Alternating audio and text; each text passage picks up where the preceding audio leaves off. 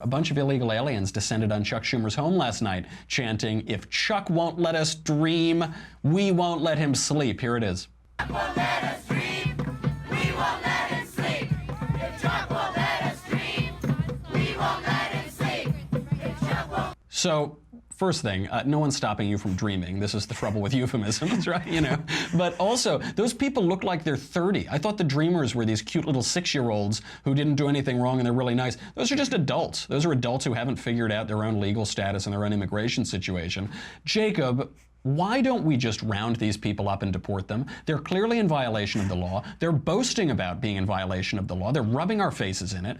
I mean, look, keeping Chuck Schumer up at night is almost enough for me to offer them full amnesty. But on a larger point, it's so disrespectful of American law, of the American government, of a country that has been so good to these people, given them free education, handouts, health care. Why don't we just round up all of the rabble-rousing ones and send them back to whatever godforsaken country they fled from in the first place?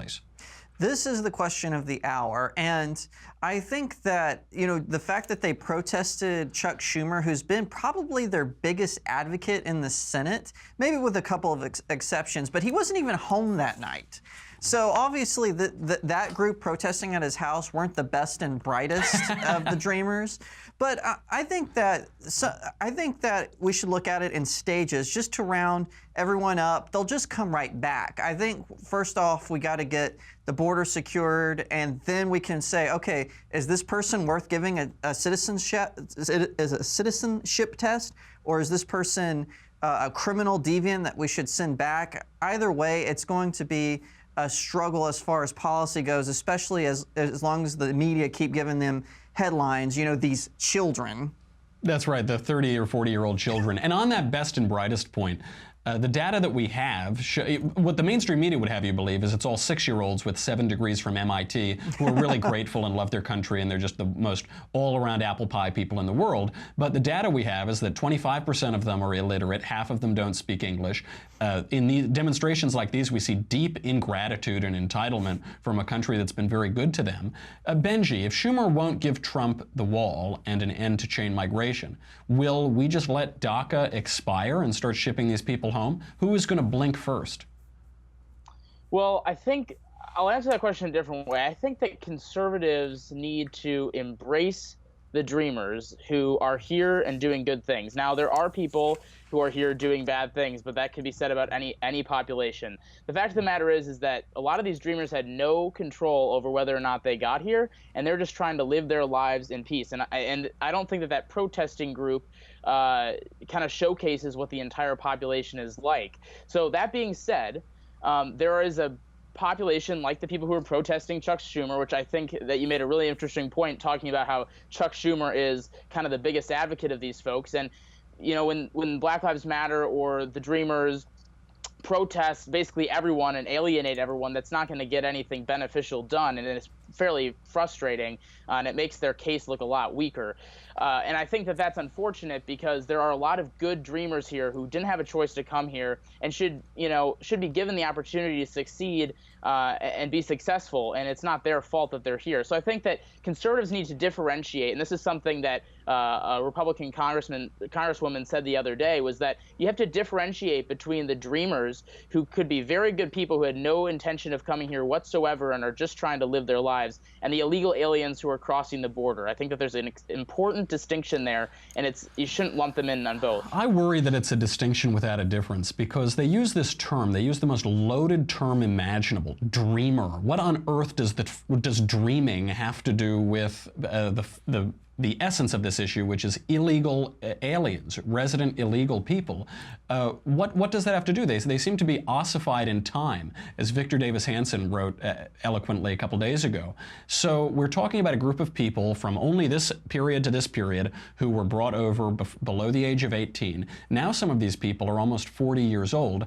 As I had mentioned earlier, half of them don't speak English, a quarter of them are illiterate.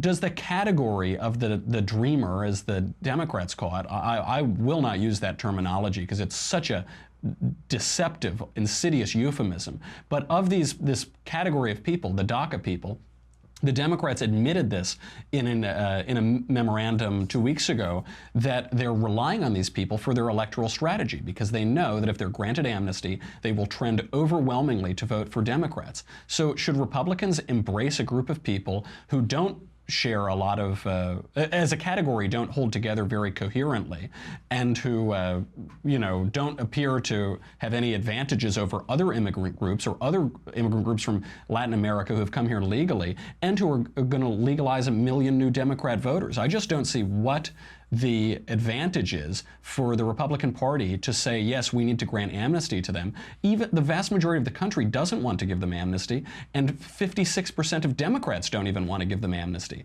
I think this is a total game being played by Democrats. They're trying to fool us, and I wouldn't do it at all. I'm more than happy to keep people in the country who will benefit the country, and who really are little children or really don't have any means to support themselves. But some 40-year-old who's out there screaming at Chuck Schumer because we haven't given him enough, absolutely not. Send those people back, especially, and this is the most important thing, if they're going to vote for Democrats. If the DACA people will agree to vote for Republicans for 25 consecutive elections, give them blanket amnesty. I'm all in. I think we've reached a grand compromise. If I may, though, I think the Republicans, just speaking as a conservative, have really dropped the ball on outreach to Latina families, because they have this fake perception by the fake news media that, oh, the Republican Party is the party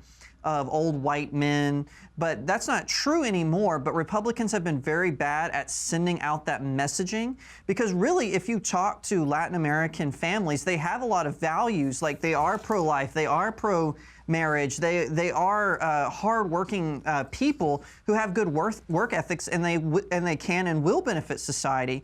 So I think that if the Dreamers, or DACA recipients, as you call them, if they were to change and switch sides and say, hey, we're not going to vote for Democrats, we're going to vote for Republicans, and we're going to show you how we can be a benefit to American society, I think that they could see a turnaround as far as that goes. But I think that Republicans need to be better at messaging to that particular community. Sure, they work hard and go to church, so hopefully it won't be hard to get them to agree to vote for Republicans for 25 consecutive elections. Benji, did you have a final point on this?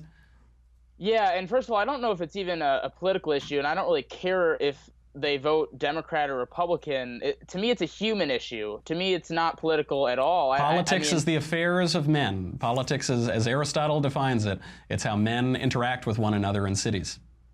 To me, I care more about these people's lives than I care about who they vote for. But I think it's up to Republicans to reach these people through our ideologies that can click with their personalities. And I think that that's incredibly key, and I think it's an important point that was just made, that Republicans need to do a better job of reaching out to these folks and not making the differentiation between dreamers and illegal aliens, and also lumping all the people who all the dreamers into the category of the protesters outside Chuck Schumer's house. I also just don't think that that's fair. So I think that there's a few key distinctions to be made there.